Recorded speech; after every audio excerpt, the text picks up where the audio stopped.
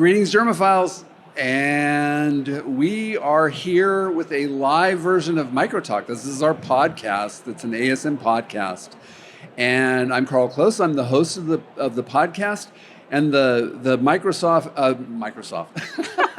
MicroTalk team is here as well. So Dr. Jesus Romo, you want to say hi, Jesus? Hi, everyone. Super happy to be here live. Yeah, we're excited to be here live. And sometimes my colleague, Dr. Johnny Kiram Seshu, is here, but sometimes he comes with his alter ego, and you actually get to see his alter ego this time. So who's here today? Hey, what's up, y'all, germophiles? This is microTalk, the awesome undergraduate student majoring in microbiology and immunology at UTSA. What's up, y'all? So apparently microTalk is in the house, and as you can see, microTalk is a puppet. So, but we're all joking aside, we have a real serious topic to talk about here today, and it's an amazing story, and you're going to hear some really amazing work that the Carter Center has done, because we have for you here in the hot seat Adam Weiss, and he is the director of the Guinea Worm Eradication Program at the Carter Center. So you want to say hi, Adam? Hello, everyone. And if you didn't know there was a puppet, I definitely didn't know there was a puppet. He's never been interviewed by a puppet apparently before. That's not what they do at the Carter Center. Anyways, Adam, again, I want to emphasize how amazing what he's going to tell you is today about this eradication effort. But can you tell this microbiology group here about the guinea worm disease first, so that they understand what the actual disease is? So if you haven't read about it or seen it, it is a nematode parasite. It grows to about 3 feet long. It's primarily transmitted through drinking stagnant water. But this worm is very special in that it has a 1-year incubation period inside the body, and you do not know that you have it. But when you do know you have it, it's too late, because then you have some type of ulcer or blister that breaks in your skin, and this worm extrudes through that lesion in your skin. And it can take 1 month or more to be able to manually pull this worm out. And so this worm has devastated parts of sub-Saharan Africa for millennia. It's a very ancient parasite. Some of you may have seen references to it in the Bible. There are worms that have been found in ancient mummies from ancient Egypt. And so it's a very old and historic type of parasite. Right, and so a lot of the audience I think here probably at least teaches microbiology, and you've probably seen the pictures of the worm being wound up on a stick through a lesion in someone's foot. So can you talk a little bit about the economic impact of this disease on the communities that suffer from it? Well, I'm happy to say that today there's very little economic impact, because last year there were only 14 humans with the disease. But that's down from 3.5 million cases annually back in 1986. And so if you look at the economic impact, in fact, the World Bank did a study on the economic impact and the value, kind of the return on investment for trying to eradicate this parasite. And at the time, they found there was about a 29% rate of return, which I think anybody having any investment would welcome a 29% rate of return. But what we found is that entire communities across sub-Saharan Africa, so more than 21 countries were endemic back in the 1980s. And it wasn't just about counting dollars or local currency. It was people could not provide food for their families. Women could not go and fetch water. They could not go and collect firewood. They could not go and farm. As you are hearing, women do everything here as well, but they couldn't do those things because they had guinea worm. And men as well couldn't go hunting, couldn't help in the farms, and couldn't take care of their families. And so the economic impact was real. In fact, that is what led President Carter himself to become so passionate about guinea worm disease, is because the toll that it took on communities across Africa in particular. Can you, I know there's a fascinating history behind the creation of the center. Can you tell us a little bit about that? About, President Carter visiting and how that began this effort? So the Carter Center actually started in 1982 with a focus on convening world leaders, much like President Carter did during the Camp David Accords. But what he and Rosalind quickly found was that convening power was not just for peace or conflict resolution, but that in fact there was a lot of power behind the relationships that they had been fostering for many years, both in the White House, albeit only 4 years, but also when they were in the governor's mansion here in the state of Georgia.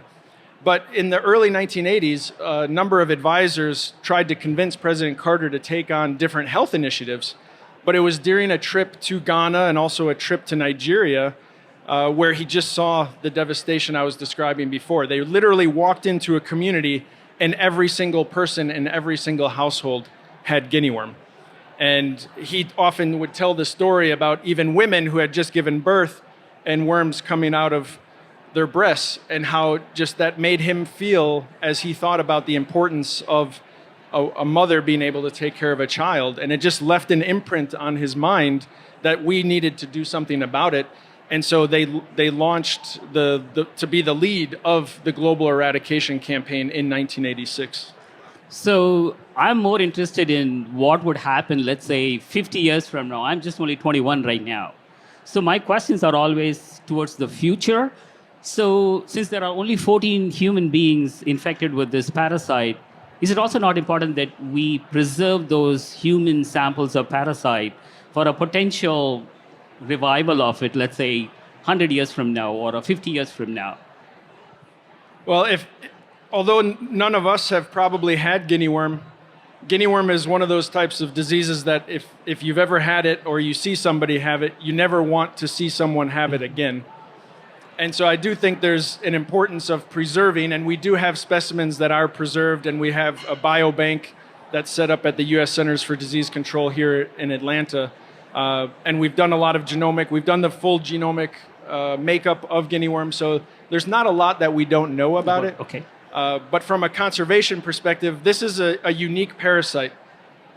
It does not play any role in any food chain, or there's no other existing organism that relies on guinea worm. So we're not disrupting planet Earth or Mother Nature by removing this particular species of guinea worm. And I would just note that there are many different types of guinea worm. Mm-hmm. In fact, you're sitting in Atlanta, Georgia, and across the great state of Georgia, there are other types of guinea worm that affect snakes or otters. And so again, this medinensis species in particular is not of great concern ecologically.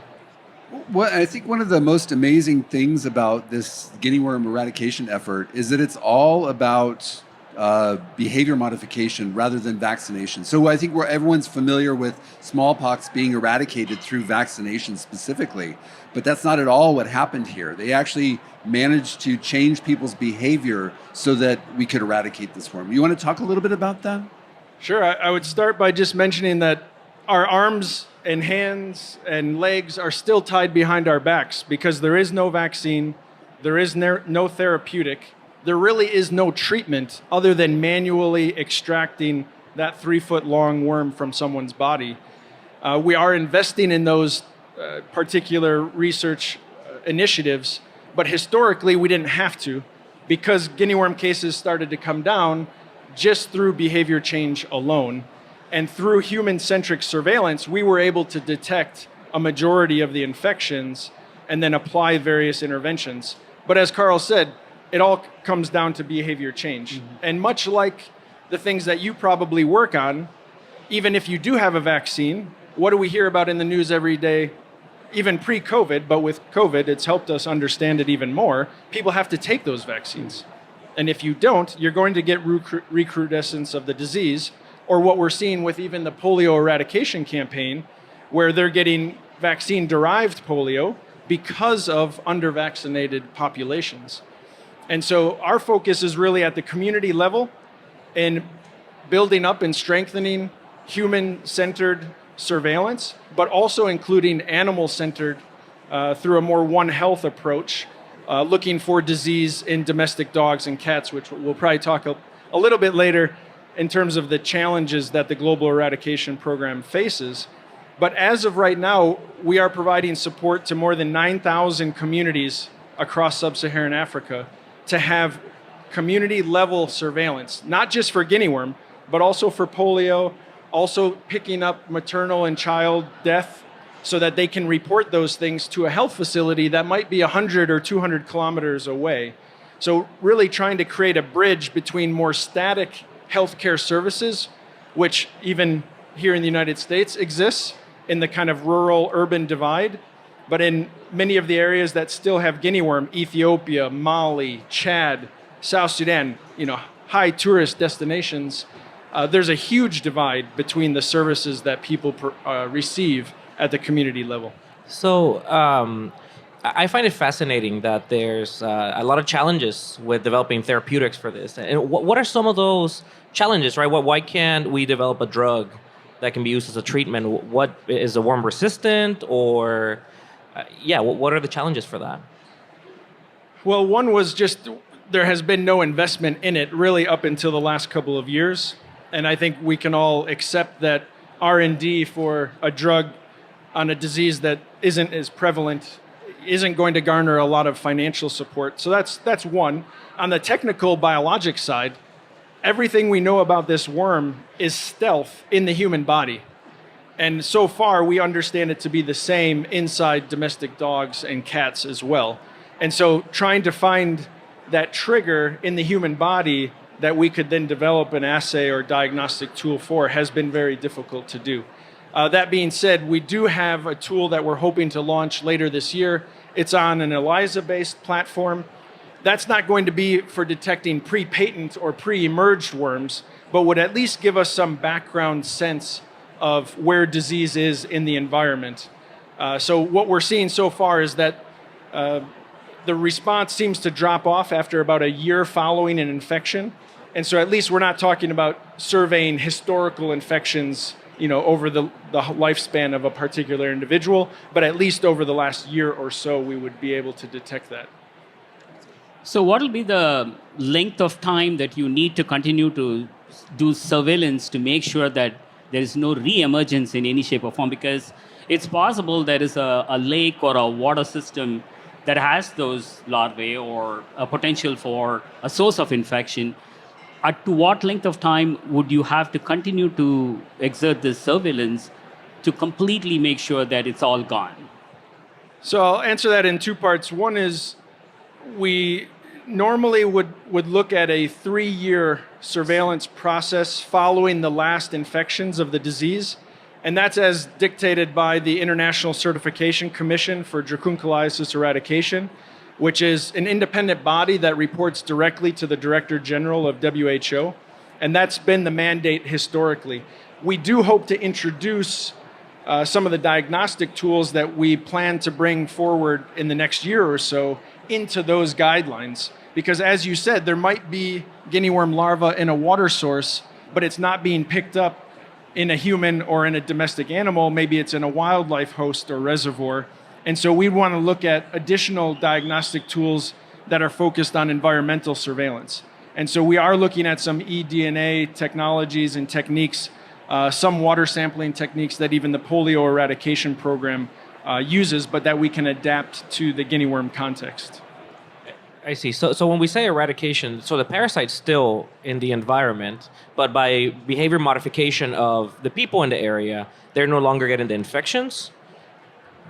Well, just to be clear, eradication would mean complete wipeout of the parasite. And so up until a handful of years ago, we thought it was a human-based parasite. We never thought about it as a zoonotic disease. But much like we've seen in COVID, we have to remember that we're part of a much broader ecosystem. So not surprising that animals can harbor the disease. The big question that changed things for us was, are they driving transmission? And what we found is that, in fact, domestic dogs are driving transmission, particularly in a place like Chad. So not only are we looking at the human behavior, but we're looking at the animal behavior, which domestic dogs do tend to be more anthropogenic, and so they follow humans around.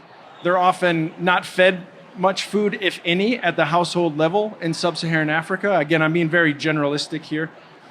So they do eat a lot of excrement of humans in order to survive. But what we're looking at is full eradication. So we would not expect to see the larva in any water source anywhere in the world. That's amazing. So President Carter is involved in quite a lot of things. I mean, he's one of the most amazing ex-presidents I think that we've ever had. Can you talk a little bit about some of the other diseases that he's targeted for eradication? So currently, the Carter Center is not supporting any other full-scale eradication initiatives, but those that are focused on elimination, which would be more regional kind of eradication or geographically focal, maybe from a particular country or a part of a country, or control programs. And the Carter Center supports the growing river blindness elimination program, which is onchocerciasis. So this looks mostly at black flies as breeding hosts for this disease, and they've helped support dozens of countries stop transmission of the disease, and we're hoping to expand that on the African continent through partnership with the United Arab Emirates and the Gates Foundation to expand elimination of onchocerciasis across the continent. We also work to support the control of trachoma, which is an eye blinding disease. This is control or elimination of a public health problem, which is kind of a fancy way of saying you're never going to get rid of trachoma or chlamydia of the eye. That bacteria will always exist, most likely, but at least we can prevent the eye blinding process that occurs, again, mostly in sub-Saharan Africa. So those are the two kind of main neglected tropical diseases that the Carter Center supports. But we also work in the mental health space, both here in Georgia and in different states in the United States, but also in Africa and Liberia, helping to strengthen capacity, train health workers to be able to respond to various mental health related needs at the community level. So, with that training, right, obviously you have to have great relationships with community partners, right? So what are some of the strategies that you use when you go into a community to try to help with some of these things, right? How do you establish strong partnerships so that you actually follow through with the strategies, right? And leads to this diminishing of cases? Well, I think I'll state the obvious and say it all starts with listening. But just because it's obvious doesn't mean we always do it or that we do it effectively. So we entered a lot of communities back in the 1980s and we listened to what the needs were, and guinea worm was a dominant need. Fast forward, we've eliminated the disease from 17 countries and there's only a handful of countries left, but we still have to listen to what are the needs of the community. And we may not be able to be the vehicle for delivering on whatever those needs might be, but we can be a vehicle for communicating to government structures, to other non-governmental organizations, to make sure that they're aware of what does that community really want or need. So a couple quick examples. We do work in the water and sanitation space as well. So if a community doesn't have access to safe water, which is also a good way of helping to get rid of guinea worm, we can help coordinate and facilitate the delivery of safe water in whatever ways might be possible. But the community entry really comes down to maintaining trust. So one is you say you're going to do something, you must deliver on that. And if you can't deliver for some reason, maybe it's outside of your control, make sure that you're communicating routinely with that community so that over time you build that trust and reliability that underpins the importance of any kind of partnership or relationship. And so we've been able to foster that across tens of thousands of communities in sub-Saharan Africa and a few countries in the Middle East and Asia because we delivered on what we said. We didn't just get guinea worm down to a few people and then walk away and say, well, we've done our job. In fact, we know we can't do it ourselves. It's the community that has to modify their behavior using things like this pipe filter, which was actually designed by Tuareg people in Mauritania to help reduce the probability of getting guinea worm disease. And so engaging them, listening, learning, and then sharing information in whatever targeted strategic ways you can. So as an undergraduate, I think it'll be a really cool project for me to participate in one or more of these eradication programs. So do you have any kind of like a formal or an informal mechanism by which we can, as undergraduates or any other student who wants to participate in this, can go through the Carter Center and start eradicating a whole bunch of diseases. Or puppets. Or puppets. Or puppets. Well, we'll start by eradicating with this one. No. Yes, absolutely. Please share with your students, those that you're mentoring, that you might be working with in your labs or in your industry. We do offer many internships across the Carter Center, so both on the public health side, trachoma, river blindness, guinea worm, mental health, but also on the peace and reconciliation side, where there's conflict resolution, democracy, elections. So there's a whole host of things that might be of interest to some of your students or mentees.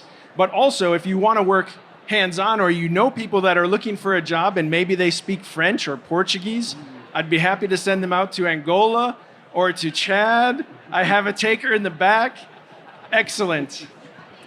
Excellent. So you can join the team on the front lines, working with the volunteers. Again, we're working with more than 30,000 community-based volunteers day in and day out, conducting surveillance, providing at least basic wound care for people that have guinea worm, because as we all know, sanitation conditions are not always ideal. And so we have to be mindful of secondary infections that can cause long-term crippling to people that are affected by guinea worm disease. So, Micro, you're more than welcome to come and join us on the front line. Yeah, I would love to be the person to have treated the last case of any disease on Earth. You're more than welcome. And he will be safe. I don't think puppets get guinea worm, right? Not that we know of, but we're going to start looking after today. So Adam, you said 14 cases last year, is that right? Just 14. 14. And so I know that, like eradication efforts, you don't necessarily want to give a target, but do you have a target of when it will be completely eradicated? My target was 2004 because I met guinea worm in 2003, and I thought, wow, this is a very simple disease. It has a well-defined life cycle. This should be no problem, right? I spoke the local language. I had lived in the village. I knew everything, right? Well, I'm still here today, still fighting guinea worm, because the end of any kind of eradication effort, or even research and development more generally, is not an easy road. It takes commitment. It takes resources, both human and financial. It takes commitment on the political will side. Even as we're trying to address things here in the United States, how are we more prepared today for the next pandemic? Are we really more prepared? I think we could get a pretty broad set of answers to that. I think we're still underprepared. And if you take that to context in low middle income countries, it's even worse off, where they're less prepared today because of those infusions of money set up structures that are not sustainable in their environment, whether that's because of electricity or other logistics.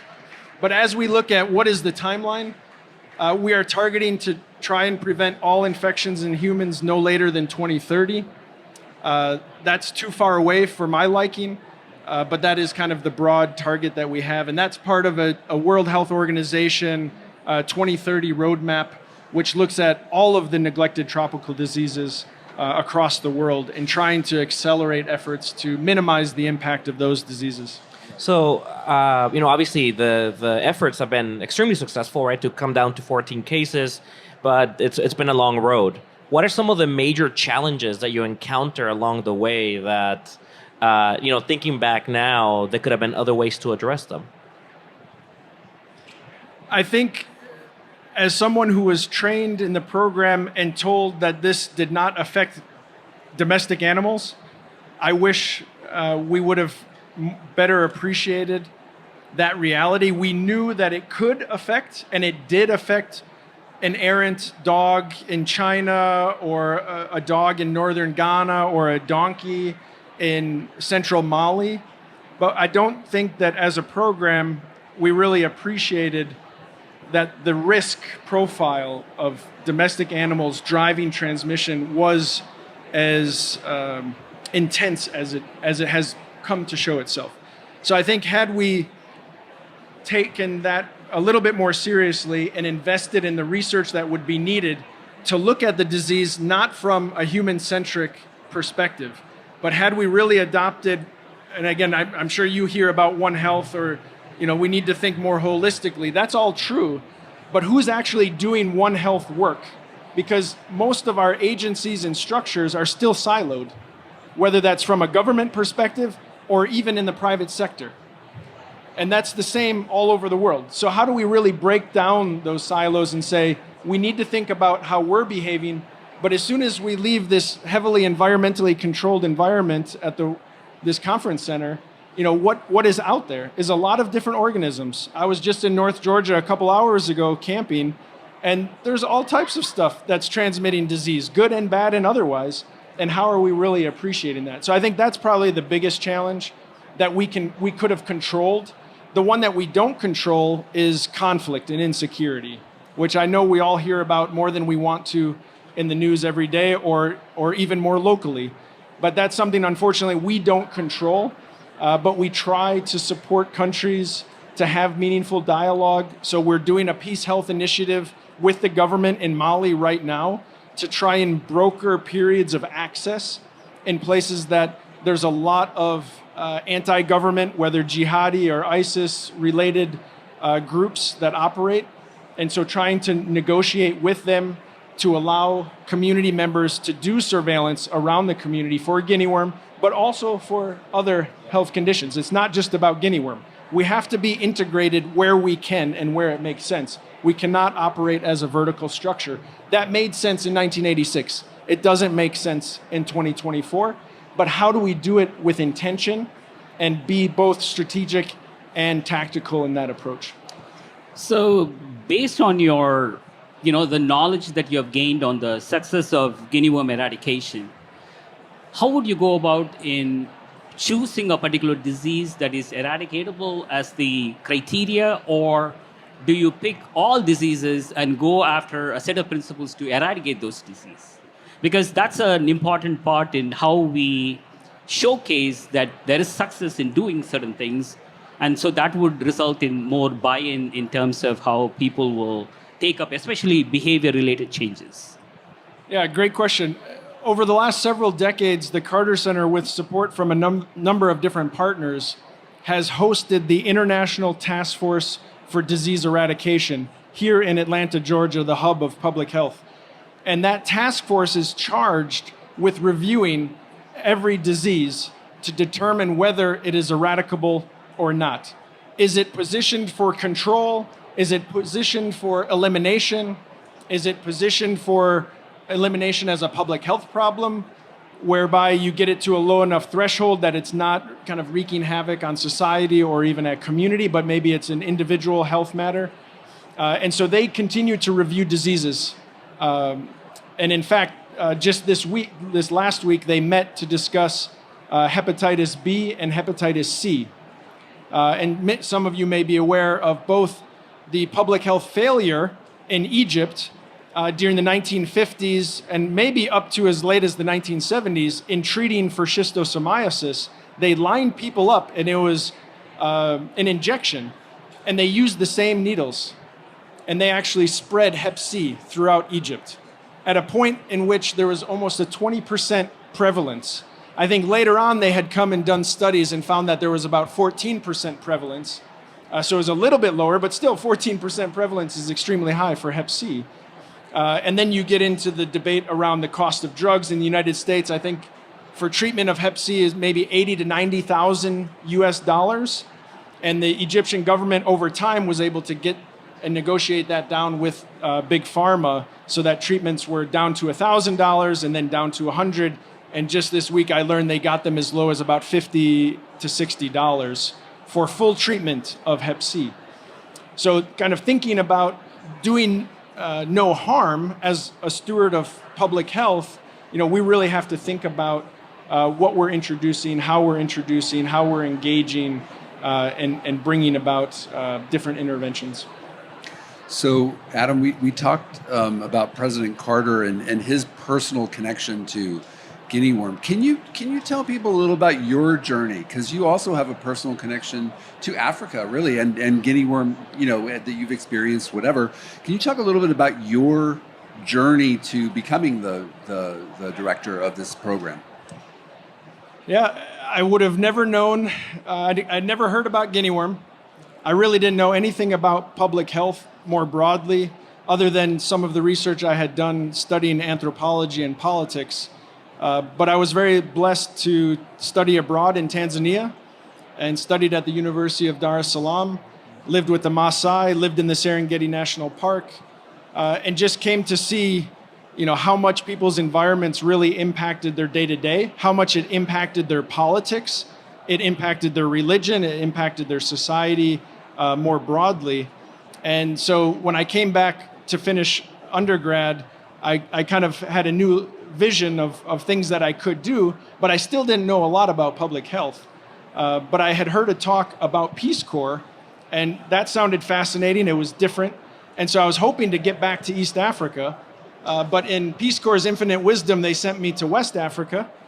And so I went to Ghana, and they dropped me off in a village, and there were 100 people with guinea worm that year in the community. And so I saw firsthand what guinea worm was doing to that particular community, Pishigu, northern region Ghana, and really just couldn't turn my back on it. So much like the story of President Carter, where you see a problem and you feel so connected that I need to do something about it. And you just accept that you have to own responsibility for trying to help find solutions, even if you don't control all of those different pieces.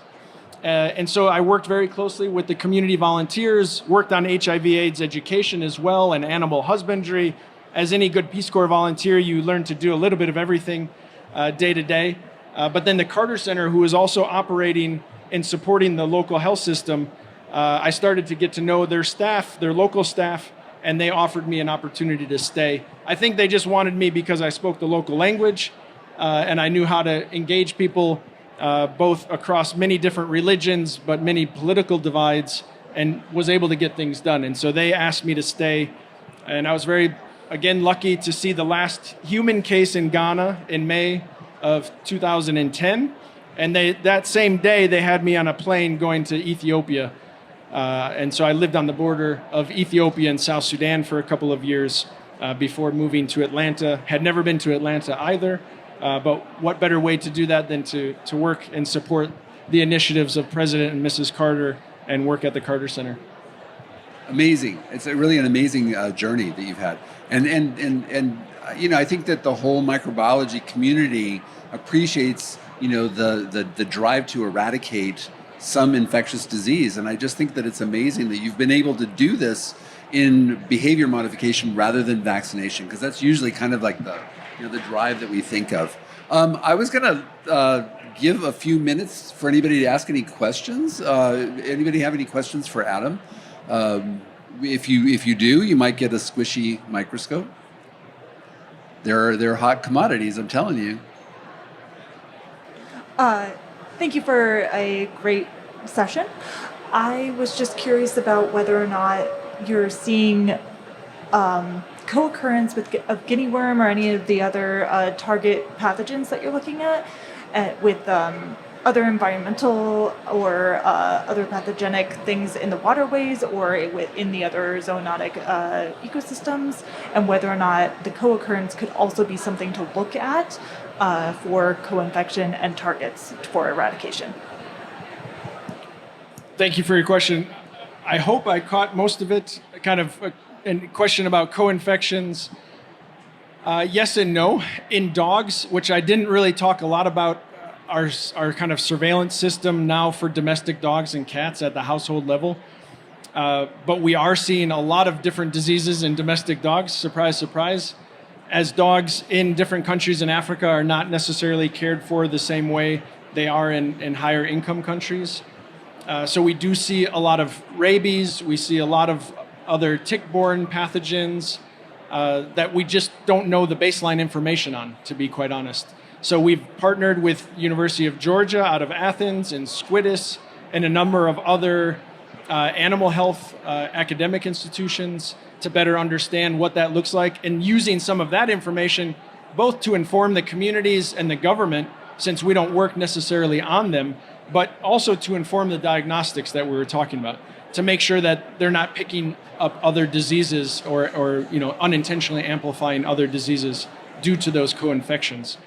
But it is kind of amazing how we've been able to have a bit of a knockdown effect on rabies, because one of our intervention strategies that was actually born in a community in Ethiopia was to tether or kind of restrain dogs at the household level for longer periods of time. Because those dogs during the day are out looking for food, looking for water, so they're unintentionally infecting the environment or picking up infections. But if you keep them at the household level, make sure they have food, make sure they have water, sanitation, make sure they get some exercise too, which that's the most difficult part of all of those interventions. You can actually drive down infection, but then you're also reducing the spread of rabies. And we've seen that happening, and I think there'll be a publication coming out soon to corroborate that very information as we've dug a little bit deeper into understanding what that relationship looks like. As far as other human-centric diseases, we're not seeing a lot because, again, remember, guinea worm is detected at the clinical stage after the worm emerges. And at that point, unless they have a co-infection of malaria, in which case they'll receive treatment at the health facility, and we will help support them to get full treatment. And even if we help take care of them at the community level, we'll make sure that they get that treatment. But it's not something that we're actively kind of screening for unless they're showing other signs or symptoms of various diseases. All right. I don't know if I answered your question or I made up a question. Stanley, he wants one of these microscopes, I know. Absolutely. Did you get good community buy-in to this, to using the One Health approach? I mean, that is, the physicians in the region, what they think about the veterinarians having this influence of you looking at the dogs and other animals? I would say yes and no is the short answer. The challenge is in helping people understand disease etiology when they never went to school for a single day. I'm not suggesting they're fully capacitated to do anything and everything in this world. We know that. And I'm not trying to speak about it as an us and them, but we do have to remember where people are when you meet them. And their education system and structure simply is not there. They're not taught the scientific method.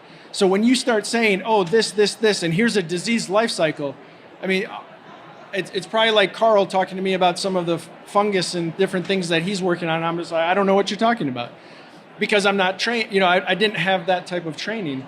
And so the challenge is trying to keep things as simple as possible, try to make the connection back to what is important in their life. And sometimes that vehicle is through religion. So in northern Ghana, primarily Islamic communities, they're very intent on using natural water for performing ablution. Well, if someone was bathing in this water source, is that natural, clean water per your religious views? And so having that frank conversation then shows people, oh, wait a second, maybe I shouldn't drink that water. Even though I'm not thinking it's bath water, I'm thinking I'm entering it to get cleaner water.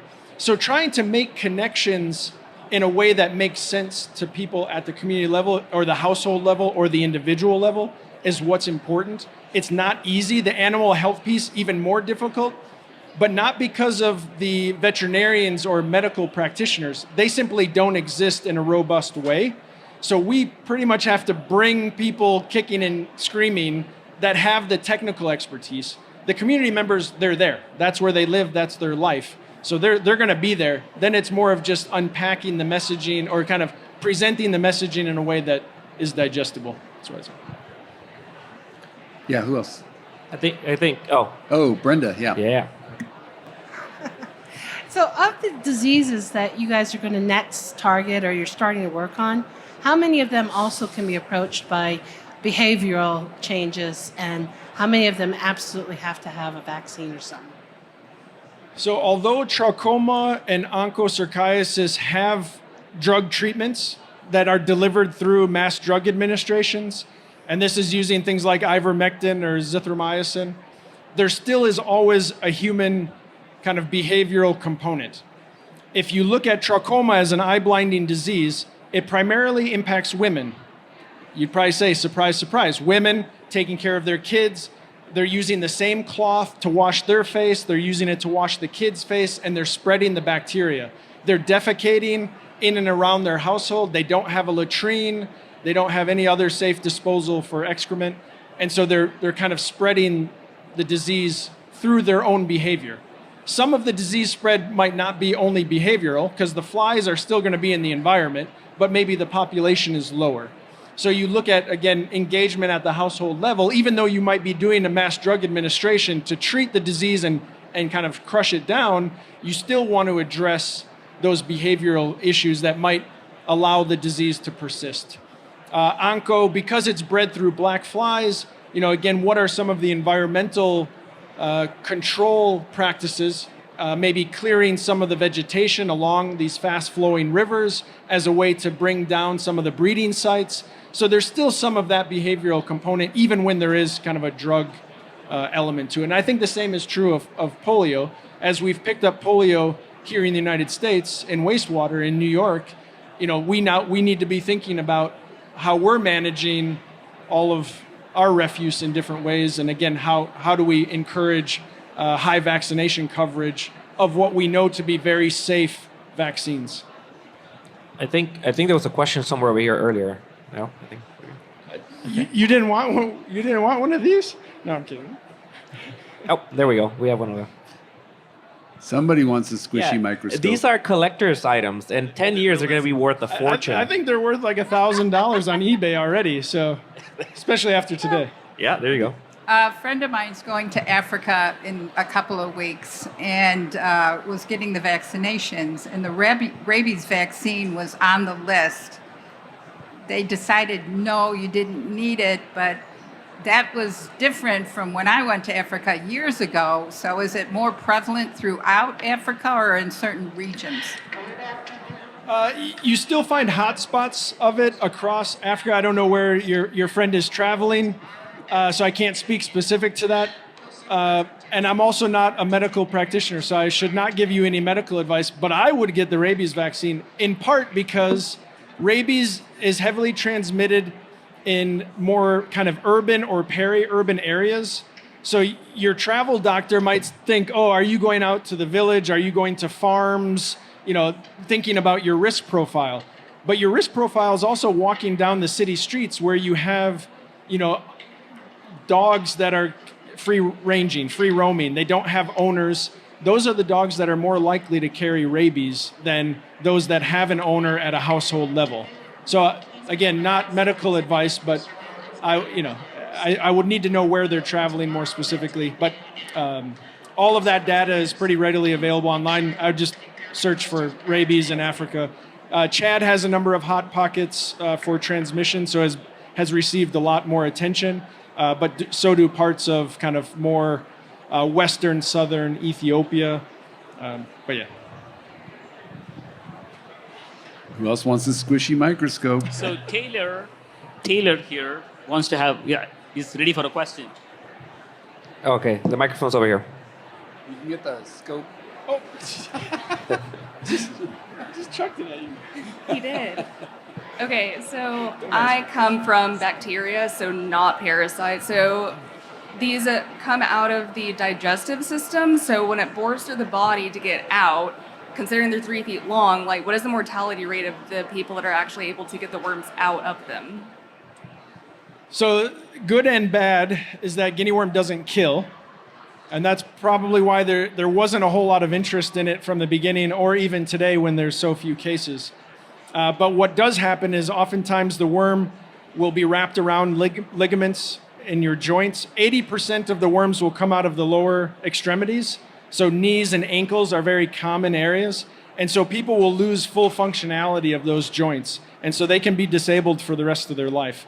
But it does not kill directly. We have had a few reported deaths because of secondary infections.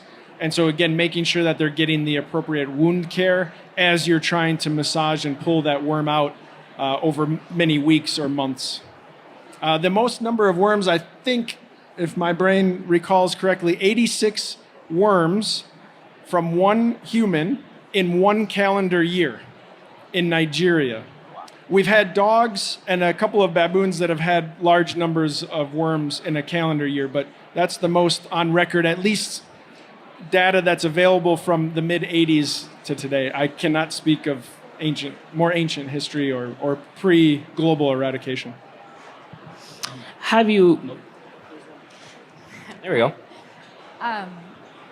You briefly touched on how there can be these injections of cash into these local economies for medical care due to eradication or vaccination, and how that can be an issue for the infrastructure of the place that you're working in. As you move towards eradication, are your investments kind of broad in terms of your programs? Are you working in WASH, education, and are those going to persist? And how do you work with local professionals to make sure that happens? Yeah, great question. So yeah, our approach is definitely more intersectoral and more One Health, and not just One Health, but as you rightfully stated, working in schools. So not only when I was a Peace Corps volunteer, working with school kids to develop dramas on guinea worm, on HIV/AIDS, to help kind of educate their communities about these things, but making sure that these diseases are being documented within the Ministry of Education so that they're in the curriculum and that kids are taught about these things day to day in schools so that they are piqued to be looking for them and they can become part of that surveillance system. So the kind of sustainability piece from an education standpoint is making sure that it's part of that curriculum. Likewise, within the healthcare industry, and I say healthcare industry, United States is unique in the privatization of healthcare. Most countries, unless you're very affluent in a capital city, you don't even have access to private healthcare. Once you're outside of a capital, it's whatever the government provides, which might be, paracetamol, Tylenol, or, a Band-Aid. So making sure that the trainings of the healthcare workers at all levels, not only in the urban areas, but also in the rural areas, all are getting information about the various diseases. And that's what helps build some resilience within those structures or systems. We don't intend to be embedded with the ministries of health forever.